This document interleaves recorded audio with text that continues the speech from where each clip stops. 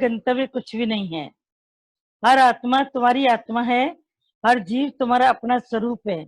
अगर तुम किसी की सहायता करते हो तो अपनी सहायता करते हो। अपने जन्म दिवस पर तुम्हें मृत्यु दिवस याद आना चाहिए। मस्तिष्क से मत सोचो, वरन भगवान के शरणागत हो जाओ।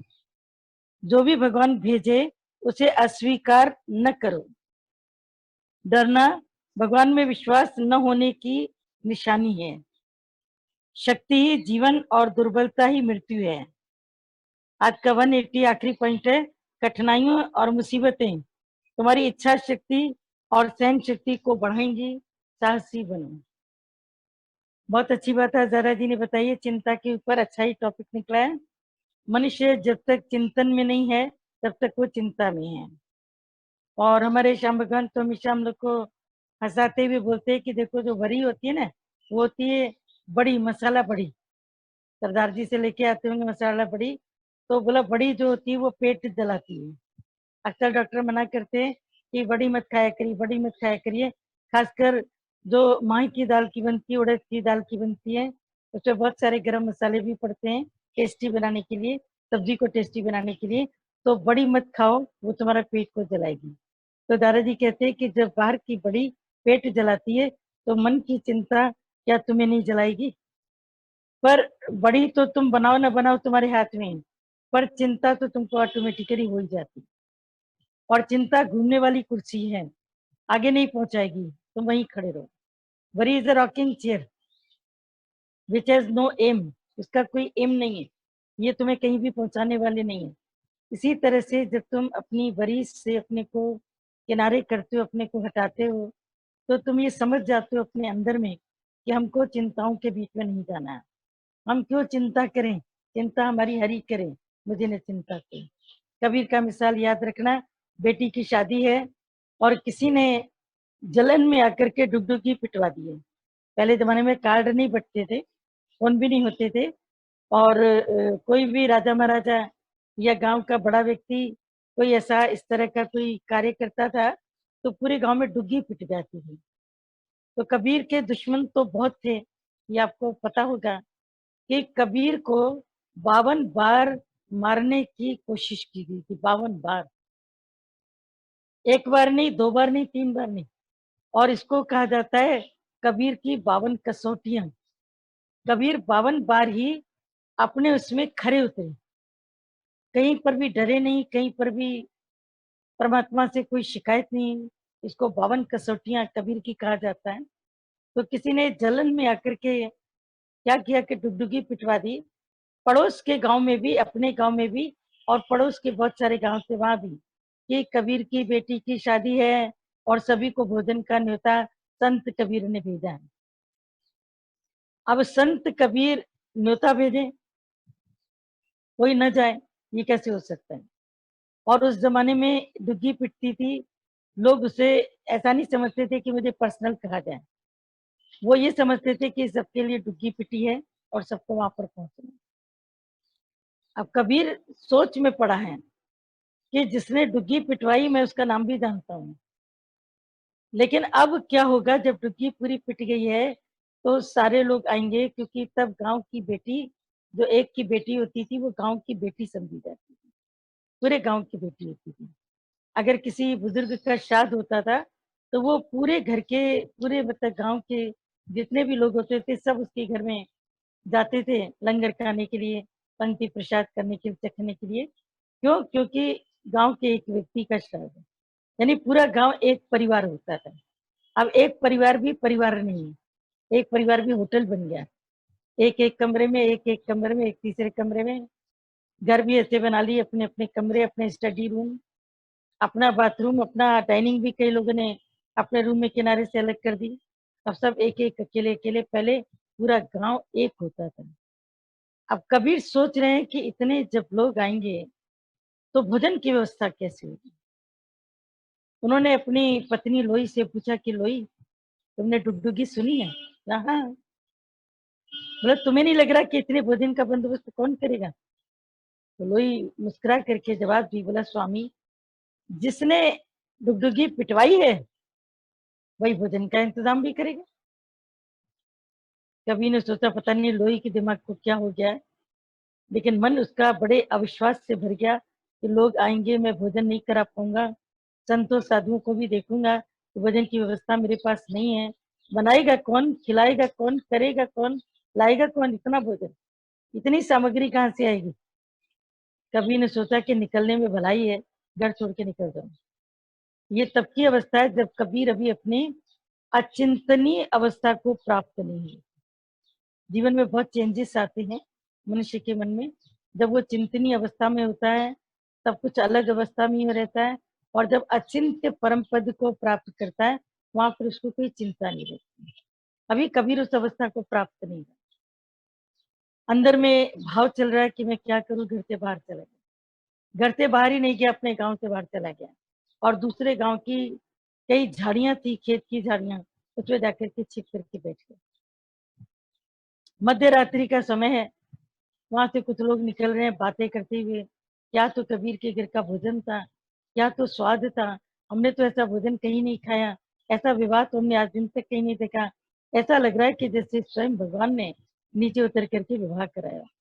लेकिन न जाने ये कबीर कहाँ चला गया।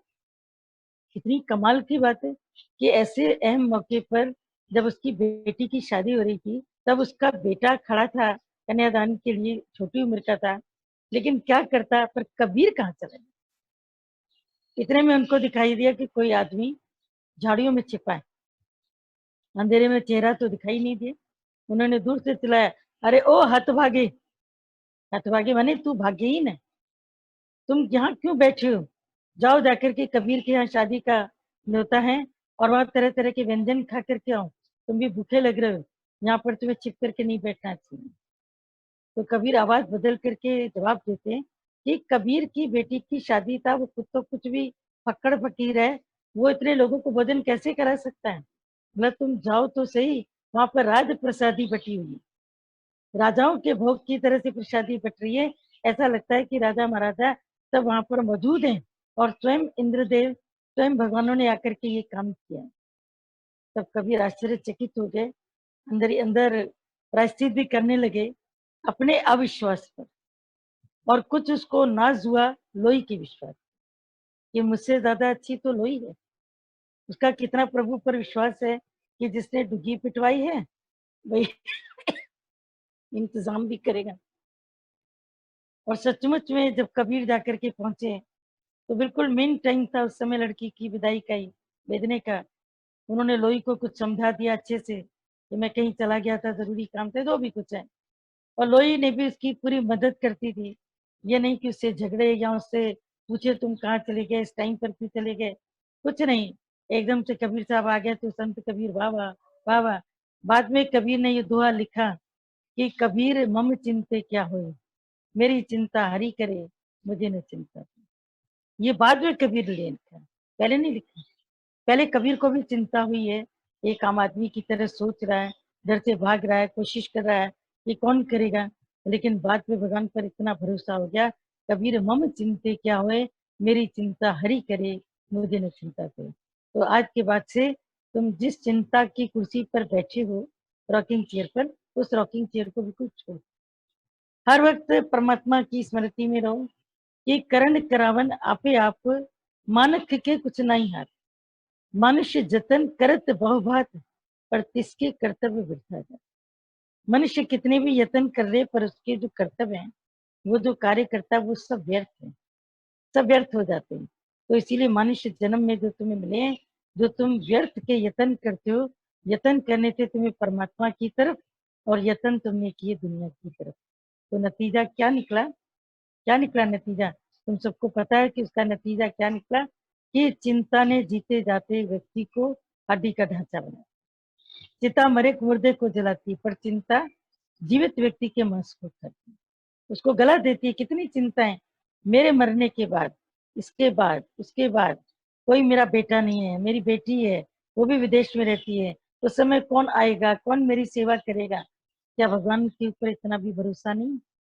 हातिम ताई जाते थे विदेश यात्रा पर, पहले जमाने में विदेश यात्रा पर जाते थे, सौदागर होते थे विदेश यात्रा पर, उसमें हातिम ताई भी, उनका नाम भी संतों की श्रेणी में आता है, विदेश यात्रा पर जाते थे। उन्होंने अपनी बेगम से पूछा कि बेगम कितना अनाज लेकर के घर में रख दूं, क्योंकि सबको ये पता है कि जो मुस्लिम समाज है वो इतना कंजर्वेटिव है कि वहाँ स्त्रियां कभी भी घर से बाहर अकेले नहीं निकलती, या तो उनका भाई हो, पिता हो, चाहे छोटा सा बेटा हो, लेकिन कोई उसके साथ, जिसको मर्द कहते हैं, कि वो उसके साथ नहीं है। अब हातिम ताई जा रहे हैं और घर में कोई पुरुष नहीं है जो पीछे से अपनी माँ को सामान ला के दे या कुछ भी करे। तो हातिम ताई अपनी पत्नी से पूछ रहे हैं कि बेगम कितना अनाज लेकर के रखिए तुम। तो उसकी पत्नी भी, कहते हैं ना कि जो व्यक्ति मन से संग करता है वो मन से बहुत आगे भी बढ़ जाता है। जो तन से संग करता है वो भटक भी सकता है, पर जो मन से संग करता है वो कभी भी भटकता नहीं। उसने जैसे हातिम ताई नमाज पढ़ते थे या कुरान शरीफ की आयतें बोलते थे, उसने जैसे उसका मन से संग किया था, तो उसने हातिम ताई को जवाब दिया, बोला जितनी मेरी श्वासें हैं उतना अनाज रखी दो। बोला ये मुझे क्या मालूम तुम्हारी कितनी श्वासें हैं। बोला जब आपको यही नहीं मालूम कि मेरी कितनी श्वासें हैं, तो तुम मेरी इतनी चिंता क्यों करो। तुम रख करके जाओ, अनाज फिर खत्म होगा तो परमात्मा खुदा किसी न किसी को भेजेगा। हातिम ताई सौदागर थे, चल दिए, ईश्वर भक्ति में भी जुड़े थे, काफी टाइम उनको लग गया। इस बीच में जो पत्नी का पिता यानी हातिम ताई का ससुर हुआ, उसको अंदर में ख्याल आता है मेरी बेटी अकेली है, पता नहीं उसके पास में क्या है क्या नहीं है, मैं जाकर के उसका हाल चाल ले लूं। तो जब उसका पिता आता है घर में, तो वो भी चलते समय पूछता है, अब्बा हुजूर भी पूछता है, बोला कि बेटी तुम्हारे लिए मैं और क्या क्या ला करके रखूं। बोला पिताजी जितनी मेरी सांसें हैं उतना मेरे लिए सामान ला करके रख देंगे, जरूरत का सामान ला के रख जाइए। तो उसने भी यही जवाब दिया कि मुझे क्या पता तुम्हारी कितनी श्वासें हैं। तो आखिर में बेटी उसको अपने पिता से पूछती है कि अब्बा हुजूर मेरा एक सवाल है, उसका जवाब दो कि घर से खाने वाला गया है या खिलाने वाला गया है। वो एकदम चुप हो गया। बोला मैंने तो अपने दामाद के लिए सुना था कि वो पहुंचा हुआ फकीर है, पर मुझे नहीं मालूम था कि उसका संग करके ये भी लोहे से सोना बन गई। ये तो ऐसी न थी, ये इतनी ऊंची कोटि का जवाब कैसे दे पा रही। उसने उसको अंदर से नमस्कार किया, बोला कि जो इतना खुदा पर भरोसा रखता है उसके काम खुदा खुद ही करता है, परमात्मा अपने आप ही करता है। इसलिए चिंता बिल्कुल कभी भी मत करो, जो भी लाइफ के भीतर में हो रहा है उसको एक्सेप्ट करो और एक्सेप्ट करते हुए आगे निकलो। किसी भी चीज में चिंता की जरूरत नहीं। फिर हम लोगों को तो चिंता बिल्कुल नहीं करनी है, क्योंकि हमारा गुरु बैठा है, हम गुरु की गोद में बैठे हैं। बच्चा गुरु की गोद में हो, माँ की गोद में हो, तो बच्चे को चिंता करने की जरूरत नहीं है। वो उसको आंधी तूफान से बचाने के लिए अपने सब कपड़े भी उसको उड़ा देती है, ताकि उसको तूफान न लगे, उसको बारिश न लगे, वो बारिश में भीग न जाए।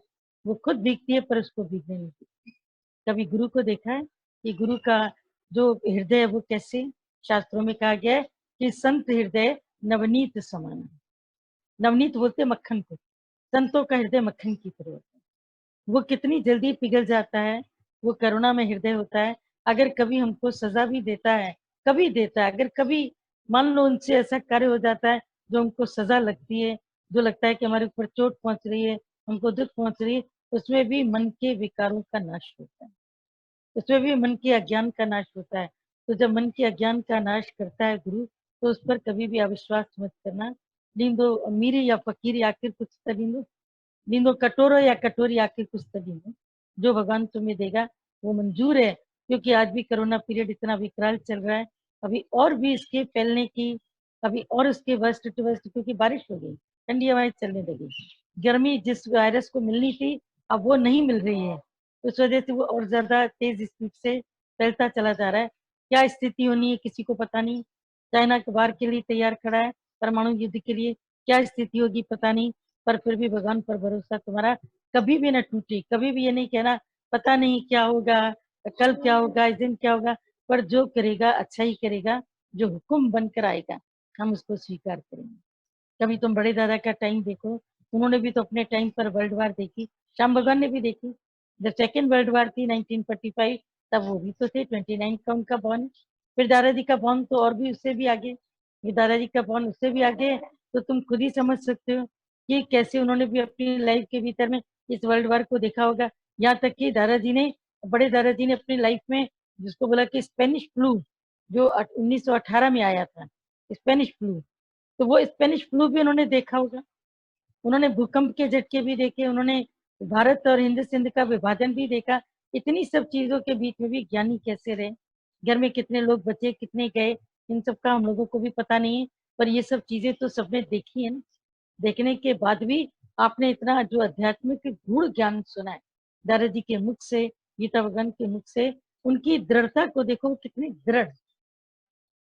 बस वो दृढ़ता जब आपके अंदर एक बार आ गई, अंदर तक प्रवेश कर गई, तो जीवन की सब बातों से आप ऊपर पाएंगे। इसीलिए दृढ़ता से अपने जीवन को आगे बढ़ाओ, एक एक कदम दृढ़ता से रखो, वरना चिंतित व्यक्ति कुछ नहीं कर पाता। ये करूं नहीं करूं, इससे बात करूं नहीं करूं, इसका रिजल्ट अच्छा निकलेगा खराब निकलेगा। इतना सेल्फ डिसीजन में तुम टाइम लगाते हो कि तुम्हारी उम्र बीत जाती है, तुमको डिसाइड नहीं कर पाए, आइदर दिस और दैट। एक चीज को चुन लो और चुन करके रास्ते पर चलो, इसीलिए चिंता नहीं। हर आत्मा तुम्हारी आत्मा है, अपना स्वरूप है। अगर तुम किसी की सहायता करते हो तो ये तुम्हारी अपनी सहायता। किसी के लिए अगर मदद में हाथ अगर आगे आते हैं तो तुम समझो परमात्मा की कितनी कृपा है, उसने तुम्हें सक्षम बनाया है कि तुम किसी की धन से मदद कर पा रहे हो, यानी धन है तभी तो किसी की मदद कर पा रहे हो, तो कृपा है, परमात्मा की मेहरबानी। तुम किसी को ज्ञान सुनाकर उसको ऊपर उठा पा रहे हो, ये उसकी मेहरबानी, गुरु की मेहरबानी। उसने तुम्हारे भीतर ज्ञान इतना भरा है कि तुम किसी का दुख नहीं देख पाए और तुम्हारे मुख से ज्ञान की अविरल धारा बहने लगी। फिर अगला व्यक्ति कहता है कि आपने ज्ञान सुनाया, आपने जीवन बनाया, तो तुम क्या सोचते हो, मैंने तो नहीं किया, मेरा आपकी कृपा से सब काम हो रहा है। करते हो तुम कन्हैया, मुझे एहसास हो रहा है, एहसास, मेरा नाम हो रहा भूल जाओ, एहसास हो रहा है। मैं ये एहसास कर रहा हूँ कि कन्हैया तुम ही करते हो, इस शरीर से भी तुम कराते हो। तो जब तुम अपने को पीछे करते हो, भगवान को आगे करते हो, तो मदद करने वाला हरि के हाथ हजार है। वो तुम्हारे हाथ से भी करा सकता है, किसी और के हाथ से भी करा सकता है। कभी भी किसी चीज का घमंड नहीं करना, मैंने इसके लिए ये किया था, मैंने इसके लिए ये किया था। जब करता है मनुष्य अच्छी काम, तब उसको नहीं ऐसा एहसास होता है। पर जब कभी वो देखता है कि सामने वाला उससे बुरा चल रहा है, तब उसको अपने किए हुए सब काम याद आते हैं। माँ को भी अपने बेटे के दिन याद आते हैं, वो उसको याद कराती है, बेटा तुझे टाइफाइड था, फिर इतने दिन चला था, इतने महीने चला था, मैं दिन रात तुम्हारे सिरहाने सोई थी, तू वो दिन भूल गया है, मैंने तेरे लिए ये किया, मैंने तेरे लिए ये किया, मैंने तेरे लिए वो किया। माँ कितना भी याद कराती है, लेकिन बेटे के ऊपर पत्नी की ऐसी पट्टी चढ़ गई, ऐसी पट्टी चढ़ गई कि उसको अपनी माँ की बात सुनाई नहीं देती है। हाँ किया था तो आपने अपना फर्ज पूरा किया था, तब माँ को एक चोट लगती है, गहरी चोट लगती है। पर अगर किया था तुमने सचमुच, तो तुमने अपने ऊपर ही तो उपकार किया था, किसी और पर तो नहीं किया था। एक स्त्री ने अपने सचमुच की बात बताई सत्संग में, उसकी उम्र अच्छी खासी हो गई थी और बेटे की एज भी 55 के करीब थी। उसको काफी तेज फीवर था, वायरल ही था, कोई ऐसी बड़ी बात नहीं थी। पर जब उसको वायरल हुआ तो रात रात में उठ करके अपनी बहू से पूछे, बहू अब कितना बुखार है, दरवाजा खटखटाए, अब कितना बुखार है, अब कितना बुखार है। बहू कहे मम्मी आप सो जाओ, मैं बैठी हूँ ना, मैं देख रही हूँ। बेटा भी थोड़ा होश मदोशी में, मम्मी आप सो जाओ, आप चिंता नहीं करो। अगले दिन जिस वक्त उससे बेटा भी ठीक हो गया, एक दो दिन के बाद, तो बेटा पूछता है मम्मी आप इतनी चिंता क्यों कर रहे थे, आप इतना क्यों रात में देख देख करके पूछ रहे थे। बोला बेटा मैं तुम्हारे ऊपर कोई कृपा नहीं करी थी, मेरे को अपना असंतोष था, मैं तभी पूछी, मुझे कोई फॉर्मेलिटी थोड़ी करनी थी। बेटे बेटी और माँ के बीच में क्या फॉर्मेलिटी। तो अगर आप किसी के लिए कुछ भी करते हैं तो उस समय आपका दिल वैसा होता है जो आप करने को मजबूर हो जाते हैं। कभी कभी आपने देखा है कि आप किसी के साथ बहुत भलाई करते हैं, भाव है अंदर, भलाई करने का स्वभाव है, और अगले व्यक्ति से रिटर्न में पक्का तुमको वैसा नहीं मिलना है, और कभी कभी उससे अपोजिट भी मिलना है, अपोजिट भी मिलना है। तब तुम्हें इतनी अंदर में तकलीफ होती है, पर फिर तुम ये संकल्प करते हो आइंदा से इसको कोई तकलीफ होगी ना, मैं कुछ नहीं करूंगी। पर तुम्हारा स्वभाव ब्रह्म रूप है, प्रेम रूप है, फिर उसके ऊपर तकलीफ आएगी, तुम फिर भूल जाओगे, और फिर भूल करके फिर तुम उसके कार्य में आगे आओगे, क्योंकि तुम्हारा स्वभाव, तुम्हारा क्षत्रिय का स्वभाव है। ज्ञान सुनने के बाद अब अपने स्वभाव को तुम पहचानो कि गुरु ने कितने स्वभाव बदल दिए। कभी लोग कहते हैं स्वभाव नहीं बदलते, पर गुरु बहुत कुछ बदल देते हैं। अगर कृपा करे किसी के ऊपर, अगर वो लंगड़े को चलने का अपना पूरा पर्वत पर पहुंचने की पूरी निशानियां उसकी तैयार कर देता है, अंधे को आंख दे देता है, तो क्या तुम्हारे स्वभाव को नहीं बदल सकता? बदल देता है। तुम्हारा स्वभाव इतना बदल जाता है कि तुम प्रेम पूर्वक उसके कार्य में फिर से आगे आ जाते हो। तो ये स्वभाव गुरु का दिया हुआ है। फिर तुम उसके ऊपर कभी अभिमान मत करो, कभी जतलाओ नहीं। काम किया और जतला दिया तो उसका फल हो गया जीरो, उसका फल हो गया जीरो। कोई भी कार्य करो उसमें तुम ये समझो कि मैं अपने वजह से कर रहा हूँ, इसमें मेरी भलाई है। मैं किसी की मदद नहीं कर रहा हूँ, मैं अपनी मदद कर रहा हूँ। दादा भगवान से किसी ने बोला कि दादा आपने इतना हमको ज्ञान सुनाया, आपने ये किया। बोला मैंने अपने को ज्ञान सुनाया। मैं अगर समझता कि मैं दूसरे को ज्ञान सुना रहा हूँ तो मैं कभी सुना नहीं पाता था। वो जो बड़े दादा का भाव है, मैं ही तो हूँ, मैं ही तो हूँ, वो भाव अंदर में डेवलप करो, ऐसे ही आएगा नहीं। उन्होंने गुरु के प्रेम में, गुरु की शक्ति से उनके जीवन के भीतर में आया, उनकी शुद्धता और निर्मलता ने, उनके भीतर में ये सब भाव थे, वो भरे थे। तो क्या तुम्हारे भीतर में नहीं भर सकते हैं? क्यों नहीं कहते हो कि परमात्मा करवाता है, मैं नहीं करता हूँ? समय पर क्यों याद आ जाता है, मैंने ये किया था, मैंने ये किया था? पूरी दुनिया को बताते हो और सिंपति बटोरते हो। और तुम्हें मालूम है, सुन अठले हैं बाट न ले हैं कोई। ये दुनिया सुनकर तुम्हारा मजाक उड़ाती है, लेकिन तुम्हारा दुख दर्द बांट नहीं सकती, बांट नहीं सकती। पीठ पीछे पूरा मजाक उड़ाएगी। देखो देखो, सुनो सुनो सुनो, ये कह रहा मैंने भाई की मदद की। बहन कौन सी बड़ी बात है, बहन भी तो करती है, भाई भी तो उसके लिए करता है। तुम जो दुखी होते हो उसका कारण तुम्हारा अपना अहंकार कि मैं सहायता करता हूँ, मैं नहीं करता हूँ।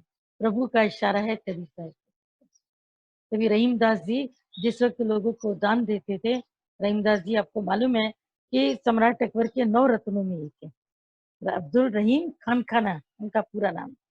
और रहीम होकर के उनकी प्रीत राम से, तभी राम रहीम नाम आता है। रहीम होकर के उनकी प्रीत राम से वो रामचरितमानस के दोहे पढ़ते थे, रामायण का पाठ करते थे।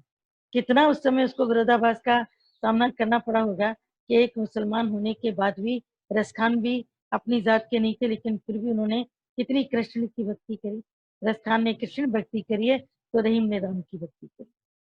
उनका दान देने में बहुत विश्वास था। उनके पास में एक दिन मुकर्रर था, कोई भी एक दिन था, शनिवार का या रविवार का, जो भी, उस मुकर्रर दिन पर उसके पास में कई लोग आते थे और वो दिल खोल करके उनको, किसी को कुछ, किसी को चांदी के सिक्के, किसी को सोने के, किसी को भोजन सामग्री, यानी जिसको जो जरूरत होती थी उसकी जरूरत को देखकर, सुनकर और उसके दान देते। एक ऐसा समय भी आया जब सम्राट अकबर गद्दी से हट गए और जहांगीर बैठा है, तो उसमें भी इतनी कटुता थी। उसने एकदम से रहीम को कि तुम राम को, तुम पाठ करते हो, रामचरितमानस का पाठ करते हो, तुमको हम सभा से निकालते हैं। उसको दरबार से निकाल दिया और ऐसी उसको बेरोजगारी दी, उसका सब कुछ छीन दिया। जो कुछ उसको राज दरबार से मिला था, जो चीजें मिली थी, जो सुख संपत्ति, नौकर चाकर, जो भी उसको मिला था, वो सब कुछ उससे छीन लिया। क्योंकि वक्त के फिरते कोई समय नहीं लगता, लेकिन वक्त के साथ अगर मनुष्य फिर गया तो वो मनुष्य कैसा, मनुष्य कैसा? जिस वक्त उसका सब कुछ लुट गया, सब कुछ समाप्त हो गया, पर उसका देने का भाव फिर भी नहीं, देने का भाव फिर भी नहीं गया। एक जगह पर बैठ करके वो दान करता था और इतना छिप करके करता था कि किसी को पता न चले कि रही है। क्योंकि पकड़ा जाएगा फिर ये, तो फिर इससे पूछा जाएगा तुम्हारे पास में माल कहाँ से है, वापस करो। इतनी कठोरता उसके ऊपर थी, बिल्कुल सिपाही उसके ऊपर छोड़ रखे थे। उसकी दान की प्रवृत्ति जहांगीर को पता थी, वो पता करता रहता था कौन व्यक्ति दान कर रहा है। तो रहीमदास जी अंदर कमरे में होते थे, बाहर किसी और को बिठा रखा था, वो व्यक्ति बाहर से दान करता है। बीरबल बहुत चतुर था, बहुत होशियार, सबको पता है। अक्सर कहते हैं ना, अक्ल का बीरबल है भाई, इसकी तो बात ही अलग है। ये अकल का बीरबल है, यानी बीरबल अकल में सबसे ज्यादा था। वो हर एक काम को कर सकता था, जैसे कहते हैं ना कि गंजे को कंघी बेच देना, वो अकल बीरबल की भीतर थी। बीरबल की रहीम की दोस्ती भी बहुत ज्यादा थी। तो बीरबल ने रहीम की तलाश शुरू करी कि रहीम कहीं ना कहीं तो है, लेकिन कहाँ है? उसने अपना भेष बदल दिया था, रूप बदल दिया था। अब वो हिंदू रूप में भी नहीं रहता था, किस रूप में रह रहा है पता नहीं है, लेकिन कहीं भी रहता होगा। उसका स्वभाव था दान करना, वो तो नहीं जाएगा। बीरबल वहां तक पहुंचा कि जिस व्यक्ति का स्वभाव है वो वहां तक, जिसका शराब पीने का नेचर है, वो कैसे भी कपड़े पहन के शराब पीने तो जाएगा ना, कहीं तो बैठेगा। तो रहीम भी कहीं ना कहीं पर बैठ करके दान पुण्य तो कर रहा होगा। तो बहुत जगहों का जब उसने पता किया तो उसे पता लगा कि एक ऐसा स्थान है जहाँ पर गरीबों की लाइनें लगती हैं, लोग अपना दुख बताते जाते हैं और कोई व्यक्ति बैठा है जो दान देता है। अब बीरबल भी भेष बदल के वहां पहुंच, जब वहां पर बीरबल भी पहुंच गया तो बीरबल ने देखा कि यहाँ तो रहीम कोई है ही नहीं, और कोई एक गरीब व्यक्ति साधारण सा दिख रहा है, वो दान कर रहा है। अब बीरबल तो आखिर बीरबल, अकल का बीरबल, बीरबल ने दिमाग लगाया, बोला ये गरीब व्यक्ति जिसके पास में कुछ भी नहीं है, ये इतना बड़ा सामान, इतनी बड़ी चीजें लोगों को कैसे दे सकता है? हो ना हो इस गरीब के दान के पीछे रहीम का ही है। तो जिस वक्त ये अगली बार फिर लाइन में खड़ा है, सामने का व्यक्ति उसे कुछ दे रहा है, तो बीरबल भी अपने बिल्कुल साधारण वेश में बोला कि मैं आपसे नहीं लूंगा, जो आपको देता है मैं उससे लूंगा। अब आए हुए द्वार पर किसी को वापस नहीं किया जाता, ये उनकी परंपरा है। कुछ ना कुछ तो सामने वाले व्यक्ति को थमाना ही है, चाहे वो जो भी लेके जाए राजी होकर, वो भी राजी होकर जाए, और तुम भी राजी होकर तुमको देना, कुड़कुड़ करके नहीं देना। ये उनकी कुछ नियम थे। अब अंदर में वो व्यक्ति परेशान है कि रहीम को उजागर नहीं करना है, पता नहीं ये राजघराने का व्यक्ति है, ये कौन है। तब उस व्यक्ति ने इसके कान में उसको बता दिया कि जो व्यक्ति तुम्हें दान के लिए प्रेरित कर रहा है, मैं उसका मित्र हूँ, मुझे उससे केवल 2 मिनट। आखिर में वो अंदर गया। जब अंदर जाकर के उसने देखा कि रहीम दास जी मिलने के लिए तैयार है कि नहीं, तो रहीम ने बोला कि उससे जाकर के तुम पूछो कि भाई तुम कौन हो, क्यों मिलना चाहते हो। तो कोई ना कोई ऐसी काव्य की लाइन बताओ, बीरबल से कहलवा के भेजा कि ऐसी कोई काव्य की लाइन बताओ जिससे कि मैं समझूं कि तुम उसके मित्र हो। रहीम समझ गया था कि बीरबल है, लेकिन पक्का कैसे करे। अब उधर से बीरबल ने अपनी बात उसको एक कागज पर लिख करके दी कि ज्यो ज्यो कर ऊंचे करे, त्यों त्यों नीचे नैन, ऐसी जुस्तजू कहाँ से पाई। बोला ऐसी सीख तुमने कहाँ से पाई, ऐसी सीख कहाँ से पाई, जो जो कर ऊंचे करे त्यों त्यों नीचे नैन। एक शब्द उसमें और भी है, बोला कि ऐसी रहमदिली तुमने कहाँ से पाई कि हाथ ऊपर जैसे जैसे करते जाते हो, पुण्य के लिए तुम्हारी आंखें नीची होती। तब रहीम ने उसको अंदर बुलाया, वो समझ गया बीरबल ने। बीरबल के सिवा इतनी अच्छी लिखावट सुगढ़ कोई नहीं। बीरबल अंदर आए, रहीम को पहचाना, उसने पहचाना, दोनों गले मिले आपस में। तब कभी रहीम दास जी उसको चलते समय उसके प्रश्न का उत्तर देते हैं, बोला देनहार कोई और है, लोग भरम करे मुंह से, ताके नीचे नैन, ऐसी दीनी देन की कहाँ से सीखी रहन, जो जो कर ऊंचे करे त्यों त्यों नीचे नैन, त्यों त्यों नीचे नैन। देनहार कोई और है, लोग भरम मुंह पे करें, ताके नीचे नैन। कोई और है परमात्मा देने वाला, लोग मुझे समझते हैं कि मैं देता हूँ, इसलिए मेरी आंखें भगवान के आगे शर्म से झुक जाती हैं कि तुम ही करते हो, लोग मेरा नाम छीन दे। बीरबल तो मुलाकात करके चल दिए, लेकिन कैसे रहीम और बीरबल ने अपनी पहचान बनाई, एक दोहे के माध्यम से। उसने उसको पहचाना, उसने उसको पहचाना। तो रहीम ने कभी जतलाया नहीं कि मैं दान पुण्य करता हूँ। अपने जन्म दिवस पर तुम्हें मृत्यु याद आनी चाहिए।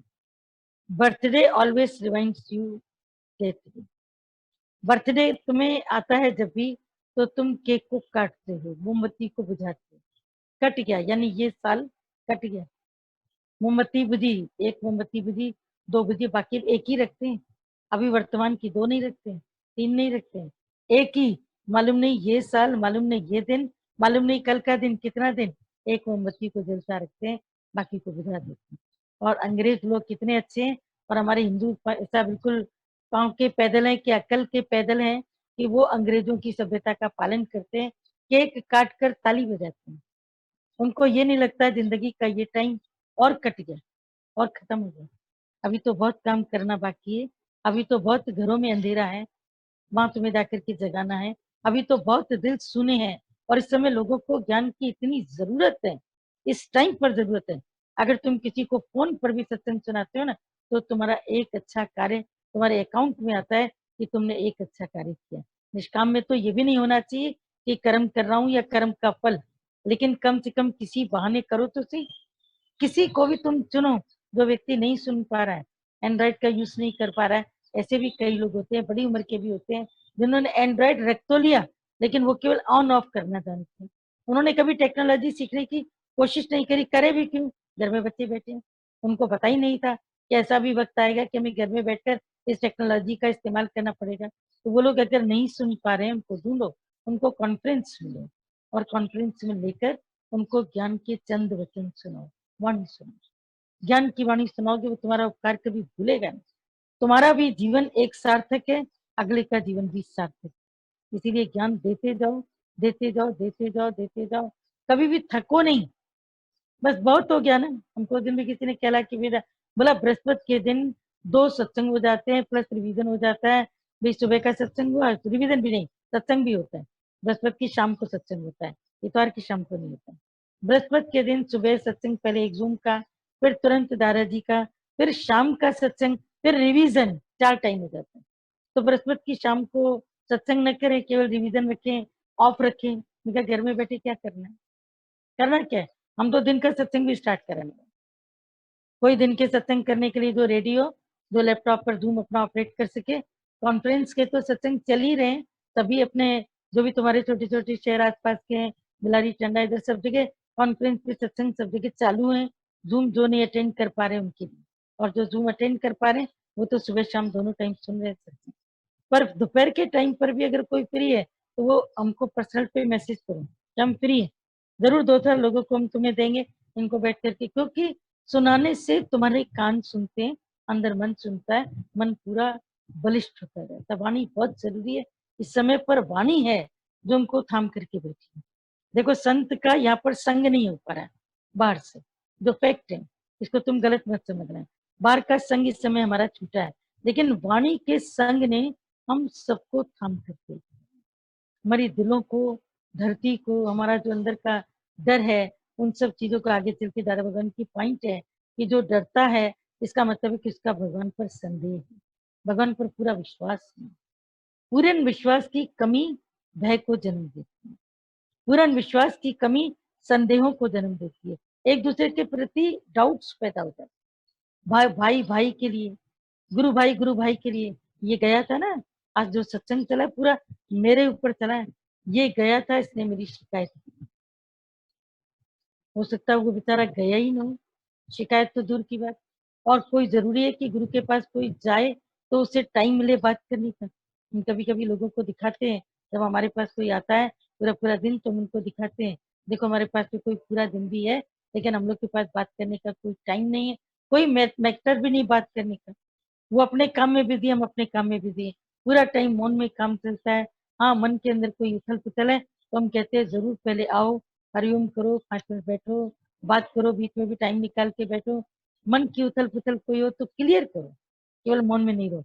लेकिन मौन में भी बैठते हैं, उनकी तपस्या है। वो सच्चे तपस्वी तो वो है, सच्चे तपस्वी सेवादारी, सच्चे तपस्वी है, क्योंकि मौन में रह करके अपना पूरा कार्य संभालते हैं, पूरा कार्य करते हैं। तो कोई किसी की शिकायत क्यों करेगा, और क्या गुरु खाली बैठा है शिकायतें सुनने के लिए? बल्कि अगले व्यक्ति को डांट पड़ जाती है, तुमने क्यों बताई, तुमने क्यों देखी। हाँ, अगर तुम्हें लगता है तो तुम अगले से क्लियर करो, या हमारे सामने बिठाओ और क्लियर करो, बात को खत्म करो, क्लियर भी करो, खत्म भी। तो एक दूसरे के ऊपर शक न करे, संदेह न करे, क्योंकि संदेह जिस दरवाजे से आता है, श्रद्धा उस दरवाजे से चली जाती है। तुम्हारा तो गुरु के ऊपर भी मन संदेह करता है। हम तो अपने नहीं है भाई, वो दादा अपने हैं, हम तो कम अपने हैं। हम तो इस शहर में रहते हैं, हम तो इस सिटी में रहते हैं, हम तो यहाँ पर रहते हैं, हम तो वहां पर रहते हैं। तुम कहीं पर भी रहते हो, तुम दिल से करीब हो तो तुम गुरु के करीब हो। अगर तुम दिल से दूर हो तो पास में दरवाजे पर बैठ करके भी थी। गीता भगत ने एक दिन वाणी में चलाई, उनकी बात वाणी में आती है। उनके पास में उस समय रंजू नाम की एक लड़की थी, वो कार्य करती थी। जो गीता भगवान का 1983 का वीडियो बना हुआ है, गीता भगवान के शरीर के अंतिम समय का, आप देखना कि वो लड़की इसमें बहुत रो रही है। वो लड़की भी वहां पर मौजूद है, उसने भी गीता भगवान की बहुत सेवा की। पर गीता भगवान ने एक दिन उसकी ओर इशारा करके बोला, बोला हमारे घर में तो ये भी रहती है, ये तो तुमसे ज्यादा संग करती है, 24 घंटे हमारे पास में आती जाती है, सेवा करती है, तो क्या इसने मेरे को पहचाना? तो संग रहने वाला पहचानने का ये कोई जरूरी नहीं। और कभी कभी ज्यादा संग करने वाला ज्यादा अंतर से विक्षिप्त हो जाता है, क्योंकि वो गुरु में अपने रुचि को देखता है, मेरे अनुसार ये होना चाहिए, ये तो ये नहीं है, ये तो वो नहीं है, ऐसा तो करना चाहिए, ऐसा तो नहीं करना चाहिए। तुम कौन होते हो उसको संदेश भेजने वाला, ये करना चाहिए, ये नहीं करना चाहिए। और वो उम्मीद रख करके फिर तुम वहां से दूरी ले लेते हो, दूर भागने की कोशिश करते हो, मन विक्षिप्त हो जाता है। तो too much familiarity, too much contempt. जितनी तुम फेमिलियरिटी रखोगे ज्यादा, उतने तुम कंटेम्पशन में पड़ते जाओ, गिरावट के गड्ढे तुम्हारे निकलते आएंगे। तो कोई जरूरी नहीं है कि तुम बाहर से नजदीक रहो, जरूरी है कि अंदर मन की डोर, विचार, दो विचार मिलकर के एक। दोस्ती माने दो हस्तियां जब एक हो जाती हैं, दो विचार एक हो जाते हैं, गुरु का विचार, हमारा विचार जब एक हो गया, तो समझ जाना कि उस दिन तुम्हारा काम शुरू हुआ, खत्म नहीं हुआ। अभी ये स्टार्टिंग है, that the work has been starting. अब यहाँ से काम की शुरुआत हुई। मेरा विचार, गुरु का विचार एक है, मेरा विचार अलग है, उसका विचार अलग है, मतभेद बना है। जहां पर मतभेद है उसको तुमने क्लियर नहीं किया, धीरे धीरे मतभेद मन भेद बन गया, मन भेद बन गया। और ये याद रखना कि बाहर की दीवारें, बाहर के पहाड़ डायनामाइट से खत्म हो सकते हैं, लेकिन मन के भेद, मन की दीवारों के लिए कोई बम, कोई परमाणु बम, कोई अणु बम अभी तक नहीं बना है, कोई राफेल भी इसको नहीं कर सकता। जब तक वो व्यक्ति खुद अपने से मेहनत न करे कि हमें अपने अंदर की जो भी बातें हैं, हमें अपने भीतर से खुद ही खत्म करनी है। हम क्यों दीवारें बना रहे हैं, हम क्यों अपनी सरहदें बना करके वहां पर बैठे? तो अपनी दीवारों को खत्म करें, कभी भी दूसरे से उम्मीद न करें। आज का लास्ट है, मस्तिष्क से मत सोचो, भगवान के शरणागत हो जाओ। जो भी भगवान भेजे उसे अस्वीकार न करो। डरना भगवान में विश्वास न होने की निशानी है। और आखिरी का पॉइंट था कि कठिनाइयां और मुसीबतें तुम्हारी इच्छा शक्ति और सहन शक्ति को बढ़ाती है। एक है बालू की दीवार, एक है मिट्टी की दीवार, और एक है तुम्हारी सीमेंट और कंक्रीट की दीवार, जिसमें मरंग भी पड़ा है, सीमेंट भी पड़ा है।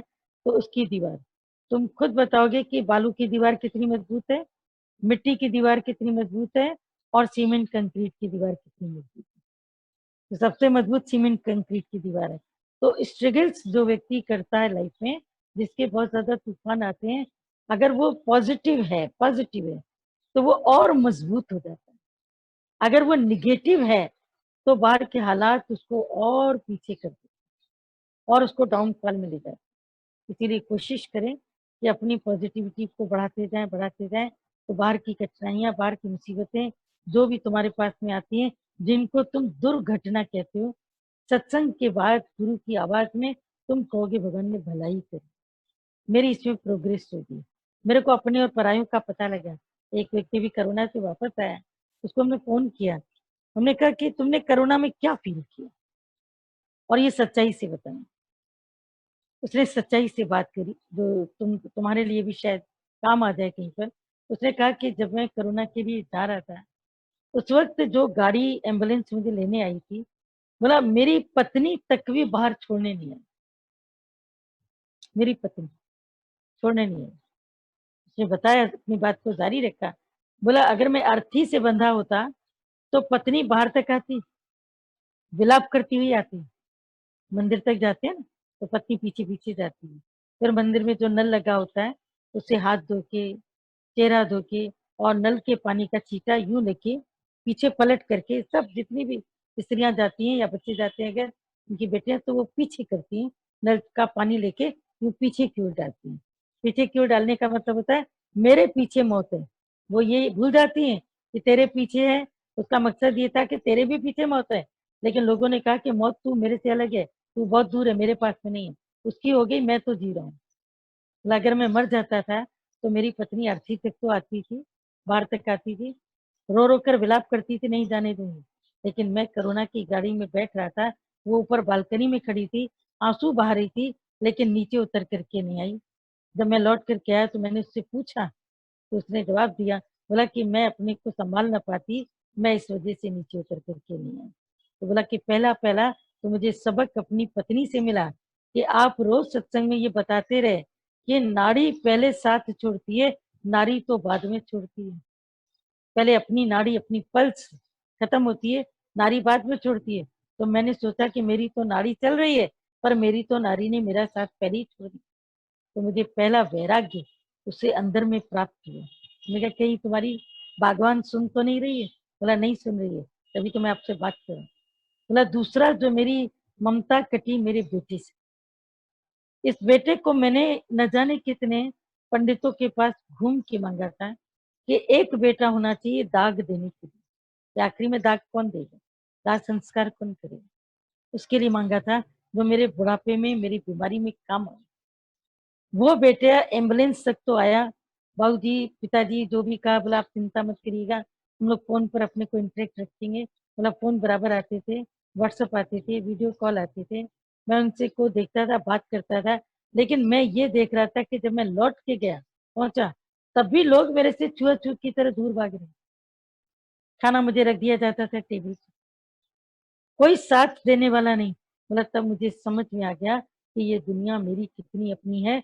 ज्ञान ने मुझे जितना सिखाया, करुणा ने मुझे उतना पढ़ा दिया। सिखाया आपने, लेकिन पढ़ा दिया। हम अंदर में पढ़ गए, उस चीज में हम उतर गए कि सच में कोई न संग चले, मन रे तू काहे न दीजिए। वो निर्मोही नो मोह न जाने, जिनका संग करे। तुम जिनके संग करते हो, जिनको संग चलने की उम्मीद करते हो, वो जाएंगे भी नहीं। वो निर्मोही होकर के एक दिन अपना जीवन चलाएंगे। मैं 14 दिन के बाद घर में आया, घर ऐसे ही चल रहा था, खाना पीना चल रहा था। बोला मैं तो अचानक से जब आया भी घर के ऊपर, कोई लेने भी समय नहीं पहुंचा, एम्बुलेंस ही मेरे को छोड़ करके गई। घर के अंदर एंटर किया, नाश्ता चल रहा है, खाना चल रहा है, टीवी चल रही है, बच्चे आपस में मोबाइल पर बात करे, किसी को चिंता नहीं थी कि आज मैं आने वाला भी हूँ, तो कम से कम नीचे उतर करके 2 कदम खड़ा हो। उनको जानकारी थी, टाइम नहीं पता था, लेकिन कंफर्मेशन भी नहीं ली कि आप आ रहे हैं, तो हम कम से कम आपको नीचे से हाथ पकड़ करके ऊपर लेते हैं। मतलब तब भी सबके हाथ ऐसे दूर रहे कि कहीं मेरे को टच करने से उनको कोरोना ना हो जाए, जबकि नेगेटिव रिपोर्ट मेरे सामने। मतलब कोरोना ने इतना स्पष्ट कर दिया कि तुम्हारा कुछ भी नहीं, और तुम्हारे कमाए धन पर दूसरे राज्य करेंगे। तुम खून पसीना एक करोगे, और वो उसके ऊपर माल जोड़ जोड़ मर जाएंगे, पर माल जमाई खाएंगे। तुम जोड़ जोड़ करके मर जाना, तुम्हारे जो पीछे जमाई है ना, जो तुम्हारे दामाद है, वो तुम्हारा माल खाएंगे। चाहे वो बहुएं हो, वो भी दामाद की तरह, चाहे तुम्हारे दामाद हो, वो भी तुम्हारा माल खाते रहेंगे, लेकिन कुछ भी तेरा सर। इसलिए अब जो जीवन की श्वासें बची हैं, उनको पूरा परमात्मा के लिए लगाओ। अगर अब तुम नहीं लगे ईश्वर की तरफ, तो तुम्हारे जैसा मूर्ख व्यक्ति दुनिया में तीसरा कोई नहीं। हम दूसरा नहीं कह रहे, तीसरा कह रहे। कोई नहीं होगा तुम्हारे जैसा मूर्ख कि सब कुछ देखने के बाद भी आग से खेल रहे हो, मिट्टी से खेलते हो बार बार किस लिए? मिट्टी के खिलौनों से प्यार किस लिए? मिट्टी के खिलौनों से इतना प्यार करते हो, मिट्टी के खिलौने आके टूटेंगे, तेरा भी तो शरीर टूटेगा। वो कमाई मिट्टी के खिलौने से कर लो कि तुम्हारी याद सोने की प्रतिमा जैसी चमकती रहे, सबके दिलों के अंदर धड़कन बन के धड़कती रहे, धड़कती रहे। और जब सबके दिलों में तुम्हारी याद धड़कन बन करके धड़कती रहेगी, तो वो तुम्हारी सोने की प्रतिमा है। मिट्टी की प्रतिमाएं तो जला दी जाएंगी, जला दी जाएंगी, कुछ भी शेष नहीं बचेगा। अभी जो अस्थि लेकर के आते हैं, फूल ऐसा अर्पण करके आते हैं।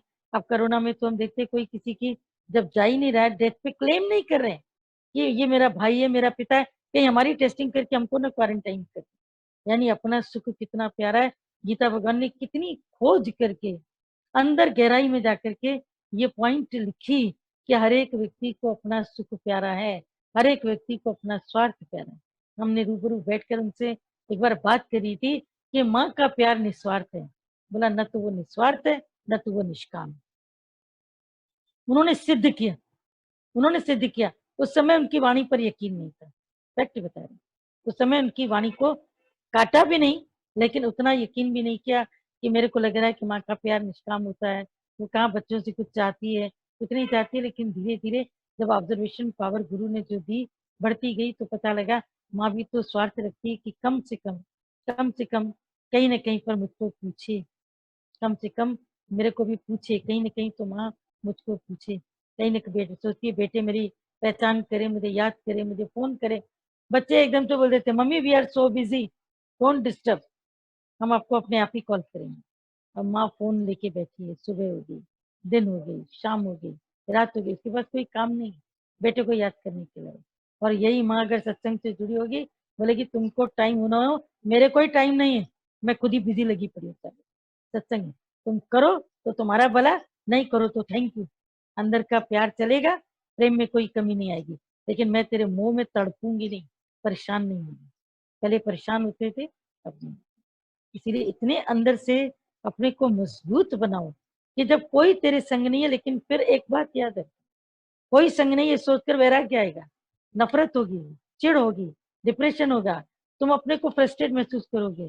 परमात्मा तेरा साथी है, गुरु तेरा साथी है, ज्ञान के वचन तेरे साथ है, तुम्हारे साथ ही अकुट खजाना है जो तुम्हें संभालता है। तो इसीलिए जो अकुट खजाना गुरु ने दिया, उसके ऊपर नाज रखो, अपने जीवन के ऊपर नाज रखो कि हम गुरु के द्वारा इलेक्टेड एंड सिलेक्टेड बच्चे हैं, जो गुरु की गोद में, गुरु की छत्र छाया में पनप रहे हैं। हर वक्त गुरु का एहसान, हर वक्त गुरु की मेहर, हर वक्त गुरु की रहमतें याद रखोगे, तो कभी अहंकार करने का और डिप्रेस होने का भी टाइम तुमको नहीं। गुरु के बच्चे कभी डिप्रेस होते? कभी नहीं।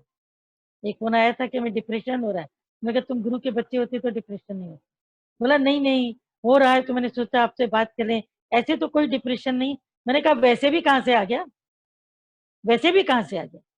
तो जब वैसे भी कोई डिप्रेशन नाम की कोई चीज नहीं है, और सत्संगियों के लिए डिप्रेशन की टेबलेट बनी ही नहीं है, ही नहीं, तुम्हारी छूट जानी चाहिए। तुम्हारी डिप्रेशन की टेबलेट क्यों?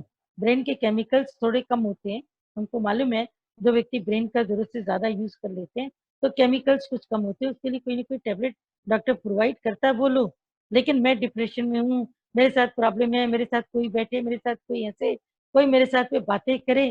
कोरोना में तुम और अकेले हो जाओगे। अकेले रहने की आदत बना लो जीवन के अंदर, अकेले बैठने की, अकेले रहने की, अकेले स्वतः समाधि में, स्व में स्थित होने की, सेल्फ इवोल्यूशन की तुम टाइम अपना बनाए। इसीलिए अपने मन को हमेशा आगे लेते जाओ, लेते जाओ, लेते जाओ। कोई न संग चले, लेकिन परमात्मा तेरे संग है, वो मरने के बाद तक भी तेरे साथ है। जिंदगी के संग भी, जिंदगी के बाद भी उसकी जीवन तुम्हारे साथ चलती है। तो कभी तुम अकेले न थे, न तुम कभी अकेले हो। अकेलेपन को ऐसी लगाओ माचिस की तीली कि तुम्हारा अकेलापन शब्द तुम्हारे मुंह पर जचता ही नहीं, बनता ही नहीं। मेरे को गुरु ने छोड़ दिया, गुरु कभी छोड़ता है? गुरु नहीं छोड़ता। तुम छोड़ के चले जाओगे, तुम्हारी माया है, तुम्हारी दुनिया है। तुम्हें घर के लोग भी जहाँ घुमाएंगे, तुम बिल्कुल घूम जाओगे, क्योंकि घर वाले तो बोलेंगे हम गड्ढे में गिरे, तुम कहाँ से चल दिए, तुम भी गड्ढे में गिरो, उसी गड्ढे में तुमको भी गिराएंगे। बहुत कम कोई माता मदरसा निकलती है जो बच्चों को इस राह पर पूरा चलाती है। कोई कोई माता मदरसा, उनको हम नमस्कार करते हैं, जो अपने बच्चों को बार बार कहते हैं तेरी मंजिल ये नहीं, धन दौलत नहीं, दुनिया नहीं, तेरी मंजिल। इसके लिए तू अपना पूरा जीवन दे, पूरा वक्त तू दे। इसीलिए हम अपनी माता श्री को नमस्कार करते हैं। उसने हमको इस रास्ते के लिए बिल्कुल फ्री किया, टोटल फ्री किया, टोटल एकदम आजाद करती गई, करते गए, करते गए। तो क्या बाहर की नौकरी नहीं हुई? इतने साल की नौकरी चली, तो क्या नौकरी करके सत्संग नहीं हुआ? गुरु का संग नहीं हुआ? गुरु का संग भी हुआ, घर के काम भी हुए, नौकरी भी हुई। क्यों? क्योंकि जब चित्त बैलेंस है, तो वो बैलेंस्ड लाइफ को जिएगा। लेकिन बैलेंस करने में टाइम लगता है। ऐसे नहीं कि पैदा होते ही बैलेंस्ड हो गए थे, गुरु की मदद नहीं मिली या गुरु का साथ नहीं दिया, लेकिन जिंदगी भर इम्बैलेंस भी नहीं रहे। क्या आए दिन गुरु को यही सुनाते रहे, हमको आपका बैलेंस चाहिए, हमको आपका साथ चाहिए, हमको ये चाहिए, हमको। हमने जो लेना था, गुरु तुमने जो भरना था अंदर में भर दिया। अब गुरु का प्यार, गुरु की छत्र छाया सदैव रहे, सदैव रहे, लेकिन सेल्फ डिपेंडेंट होकर के दुनिया में अपने आत्मा का निश्चय हर वक्त हो, हर वक्त।